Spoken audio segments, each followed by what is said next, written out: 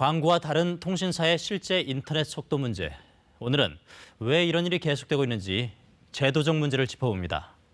정부 주도로 만들어진 최저 보장 속도 때문인데 가입할 때 약속한 속도의 30%만 나와도 법적으로 문제가 되지 않는다고 합니다. 먼저 정다원 기자가 보도합니다. 영화 한 편 내려봤는데 16초밖에 안 걸린다. 기가인터넷 가입 안내 문구입니다. 그러나 이런 속도를 실제로 경험하기는 어렵습니다. 집안에서 인터넷을 연결할 때 필요한 장치들입니다. 인터넷 속도가 느리다는 고객 불만에 대해 통신사들은 인터넷 회선 자체에 문제가 없는 경우 대부분 이런 장비 탓이라고 설명합니다. 과연 그럴까요?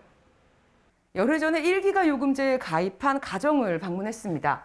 통신사가 제공하는 최신 장비를 모두 장착하고 1기가까지 지원하는 노트북으로 속도를 재보겠습니다.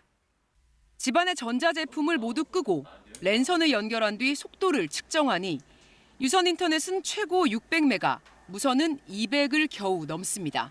1기가, 그러니까 1000메가비트에 훨씬 못 미칩니다. 그러나 통신사는 아무 문제가 없다는 입장입니다.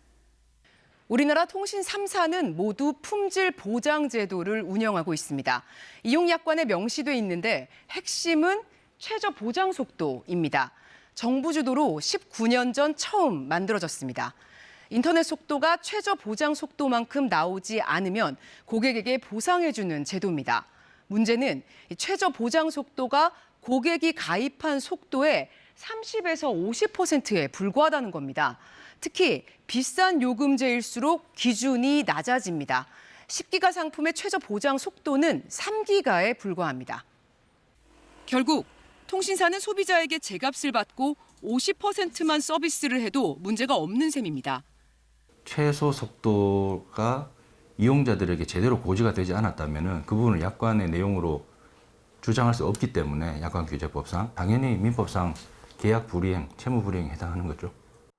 우리나라처럼 최저 보장 속도 제도가 있는 영국은 통신사가 인터넷 최대 속도를 평균 속도인 것처럼 광고하는 것을 금지하고 있습니다. KBS 뉴스 정다원입니다.